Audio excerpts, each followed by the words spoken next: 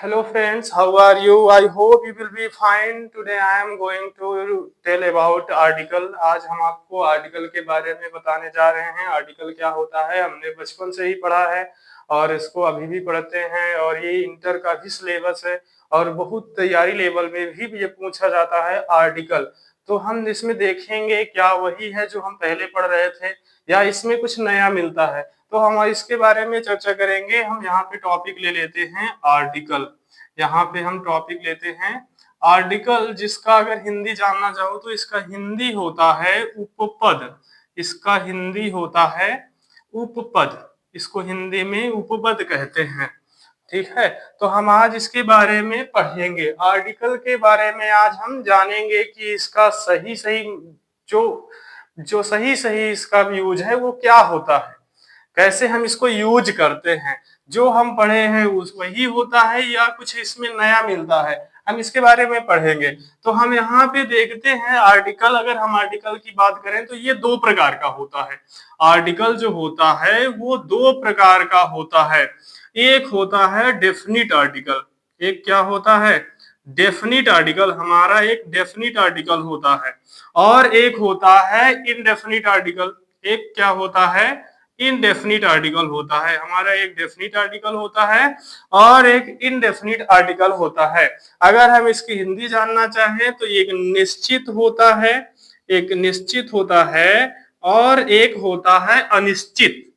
एक होता है अनिश्चित। एक आर्टिकल हमारा निश्चित होता है और एक अनिश्चित, यानी बात करें तो एक डेफिनिट आर्टिकल होता है और एक इनडेफिनिट आर्टिकल होता है, यानी कि निश्चित उपपद और अनिश्चित उपपद।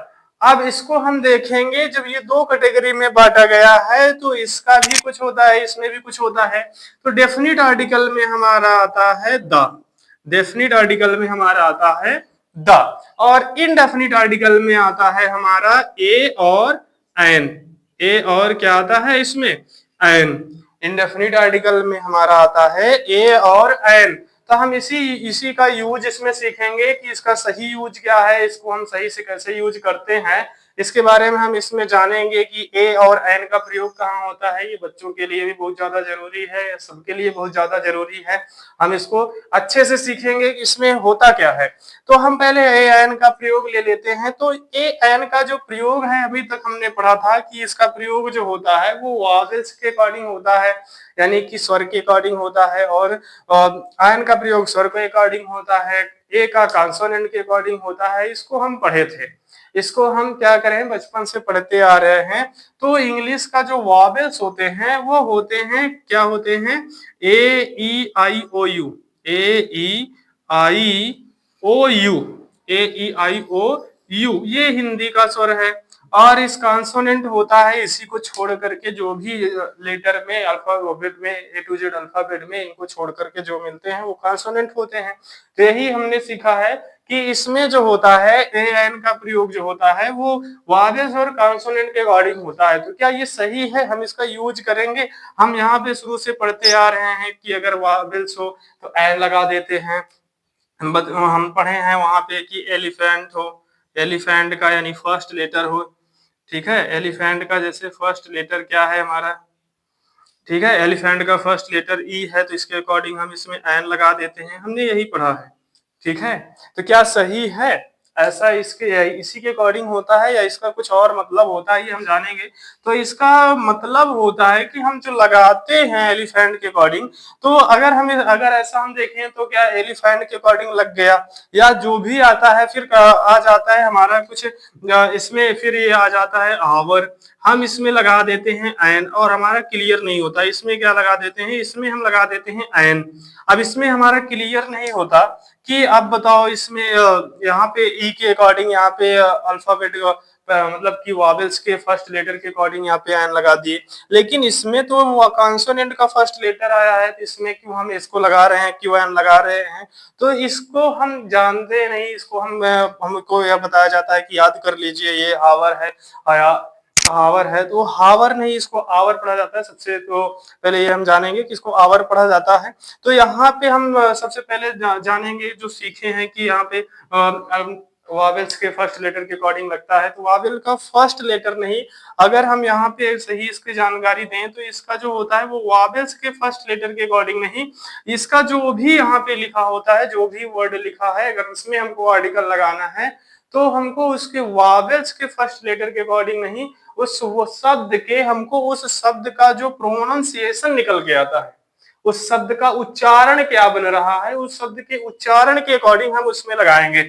जैसे मान लो अभी हम एक वर्ड लिए थे हावर, ठीक है, क्या लिए थे, आवर लिए थे, या आवर पढ़ा जाता है, आर पढ़ा जाता है, तो इसमें हम लगा देते हैं एन, ठीक है। क्यों लगा देते हैं, क्योंकि यहाँ पे इसका जो साउंड निकल के आता है, ये आर निकल के आता है इसका साउंड, इसका साउंड निकल के जो आता है वो पहला लेटर, यानी कि जब हम इसमें लगाते हैं तो इसका हम अगर देखेंगे तो इसका सही मतलब होगा, एन का जो सही यहाँ पे प्रयोग होगा, एन का जो प्रयोग होगा वो लगेगा, एन का प्रयोग जो होगा वो हिंदी के, जो हिंदी का स्वर होता है, हिंदी का स्वर होता है, हम उसके अकॉर्डिंग, हिंदी का जो स्वर होता है उसके अकॉर्डिंग इसमें एन का प्रयोग करते हैं। जो भी हमारा वर्ड है, अगर हम उसमें हमको आर्टिकल ए और एन में कुछ लगाना है तो हम जब उसका हम उच्चारण करेंगे तो उच्चारण करते समय ये देखेंगे कि हिंदी का जो स्वर है वो मिल रहा है क्या। अगर हिंदी का स्वर मिल रहा होगा तो हम उसमें एन लगा देंगे, अगर हिंदी का हमको स्वर नहीं मिल रहा है तो हम उसमें ए लगाएंगे, उसका फर्स्ट लेटर वावेल से ही क्यों ना हो, ठीक है। तो हम इसको जानेंगे, अगर यहाँ पे देखो, यहाँ पे एच लगा था तब भी हम यहाँ पे लगा दिए, देखो और भी वर्ड होते हैं, जैसे यहाँ पे हम ले लिए ऑनेस्ट हो गया, ऑनेस्ट हो गया, तो इसमें भी हम एन का ही प्रयोग करते हैं, क्योंकि इसका जब देखेंगे तो यहाँ पे ऑनेस्ट लिखा जाता है, यहाँ पे इसका उच्चारण किए, यहाँ पे हिंदी का वावेल आ गया, यहाँ पे हिंदी का वावेल आ गया, तो इसके अकॉर्डिंग हम यहाँ पे एन लगा देते हैं। तो हम क्या सीखे इसमें कि अगर हम यहाँ पे उसका उच्चारण करेंगे, उच्चारण में अगर हिंदी का स्वर बन रहा है तब हम उसमें एन लगाएंगे, अगर हिंदी का स्वर नहीं बन रहा है तब हम उसमें ए लगाएंगे, वो फिर फर्स्ट लेटर वावेल से ही क्यों ना हो। जैसे हमारा एक ले लेते हैं यहाँ पे, अगर हमको पहले जो पढ़े हैं अगर उसके अकॉर्डिंग लगाना हो तो अगर हम यहाँ पे ले लिए एक, यहाँ पे यूनिवर्सिटी, यूनिवर्सिटी लिखा है, अगर हमको यहाँ पे लगाना हो, या वन लिखा है, वन लिखा है, अगर यहाँ पे लिखा एमए लिखा है, एमए लिखा है, इन सब में अगर हमको आर्टिकल लगाना हो तो अगर हम जो पहले पढ़े हैं कि वावेल्स के अकॉर्डिंग लगता है तो फिर इन दोनों में एन लग जाएगा, इसमें ए लग जाएगा।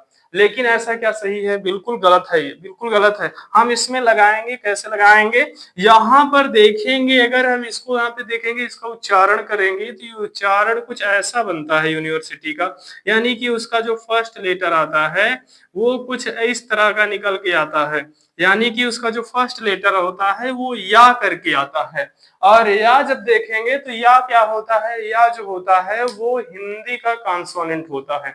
और हम आपको यही बता रहे हैं कि हिंदी के वावेल्स और कॉन्सोनेंट पर डिपेंड करता है कि उसमें एन लगाना है या ए लगाना है। तो हम देख रहे हैं कि इसमें हमको यहाँ पे हिंदी का यू निकल के आ रहा है, या निकल के आ रहा है, इसलिए हम भले ही इसका फर्स्ट लेटर यू लिखा हो, वावेल्स हो, लेकिन तब भी हम उसमें ए का प्रयोग करेंगे, क्योंकि अभी हम जान रहे हैं कि, अब हम जान गए हैं कि यू जो होता है वो लिखा तो वावेल्स है, लेकिन इसका हिंदी जो निकलता है वो या करके निकलता है, और हिंदी का ये कॉन्सोनेंट होता है, तो इसके अकॉर्डिंग हम यहाँ पे ए लगा दिए, ठीक है। तो यहाँ पर भी वन लिखा है, अगर वन में लगाना है, वन में अगर हमको यहाँ पे प्रयोग करना है, वावेल्स का प्रयोग करना है, तो हम आर्टिकल का प्रयोग करना है, तो आर्टिकल हम कौन सा लगाएंगे, इसमें भी हम ए का प्रयोग करेंगे। क्यों करेंगे, क्योंकि अगर इसका भी हम उच्चारण करेंगे तो ये उच्चारण जो होगा हमारा कुछ ऐसे बनता है, और इसका फर्स्ट लेटर आ जाएगा कॉन्सोनेंट,